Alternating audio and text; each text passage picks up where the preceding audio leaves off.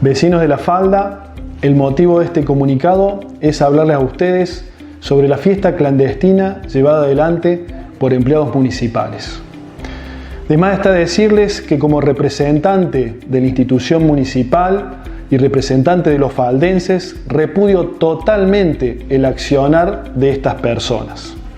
En este tiempo donde todos estamos batallando sin cesar ante este virus que azota al mundo. Decirles que no se encubrió información, ni se le brindó privilegio a ninguna de estas personas.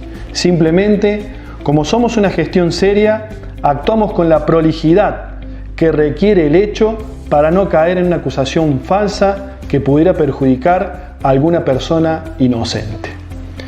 Como dije públicamente, en esta fiesta clandestina, del informe de Inspección General se puede identificar a 2 empleados municipales. Pero esta mañana, ante el Juzgado Administrativo de Falta, se presentaron voluntariamente a declarar otros 4 integrantes de este hecho. Habiendo recolectado toda la información y ya teniendo identificado a 6 empleados municipales, es que hoy quiero decirles que vamos a accionar con una sanción ejemplificadora a cada uno de ellos, donde no solo tendrán que abonar la multa dispuesta por el Juzgado de Falta, sino también, entre otras sanciones, se procederá al correspondiente apertura del procedimiento administrativo, el que quedará en sus legajos, y estas sanciones marcarán un precedente para cualquier empleado que infrinja la ley.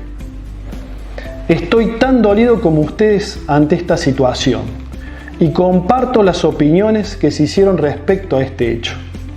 Pero lo que no comparto y de ninguna manera, que por el accionar de estos pocos se implica y se ponga en la misma bolsa a casi 400 empleados municipales que día a día trabajan de la misma manera que lo hacen todos los habitantes de La Falda para el progreso de nuestra ciudad.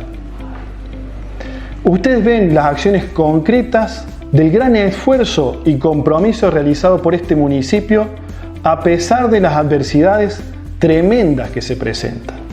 Y es así como continuaremos trabajando por la ciudad que tanto amamos. Muchas gracias, buenos días.